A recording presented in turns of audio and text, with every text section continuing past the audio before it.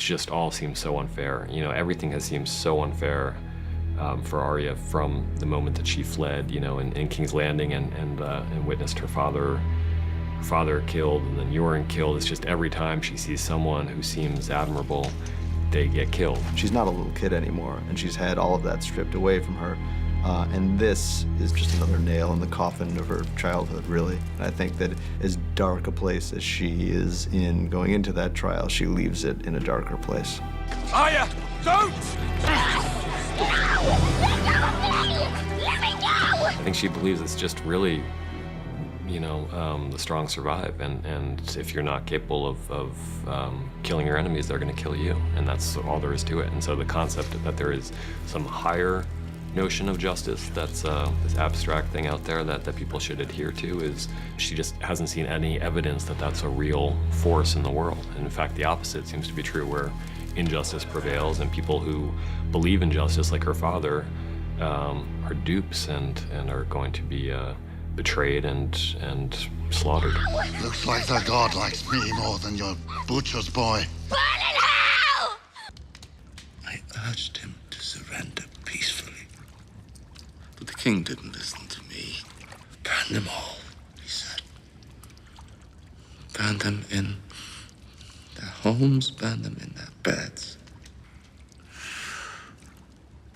I slit his throat to make sure that didn't happen.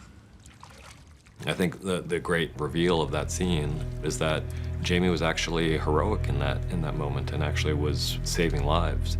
And because of his pride, he's never really tried to defend himself. He's endured his legacy being slandered, and that's poisoned him in some ways. And I think it's, you know, it's caused him to become a very cynical figure. And what's shocking is that what comes out is redemptive. I mean, he was acting nobly in that instance and has been condemned for it ever since. Jaime's always been a fascinating character because he's somebody who starts out in such an awful, seemingly unredeemable place. And by the time you get to this point in the story, you're really starting to see him as a person who's presented with a lot of advantages and also presented with some completely impossible choices that he was forced to make, and that have turned him into that seemingly unredeemable person who you thought you knew at the beginning of the story. And to me, that's one of the things that George does in the book so well that's most interesting, problematizing the idea of good guys and bad guys and refusing to let you rest on your laurels and the assumption that, well, this person threw a kid out a window, so obviously there's not a good bone in his body. And there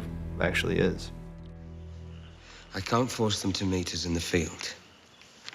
And I can't attack them where they're strongest, but I can attack them where they're not. And Casterly Rock can't run away. I'm going to take their home away from them. Robb is starting to realize that if he's going to regain the momentum and have any chance in this war, he needs a dramatic victory. And the most dramatic thing he can think of is take the seat of Tywin's power. Casterly Rock is not defended by a great force, and no one's really expecting him to go there, and it's kind of an audacious plan. But if he can pull it off, he can prove that Tywin is vulnerable and not all-powerful, and really regain some much-needed momentum in this war.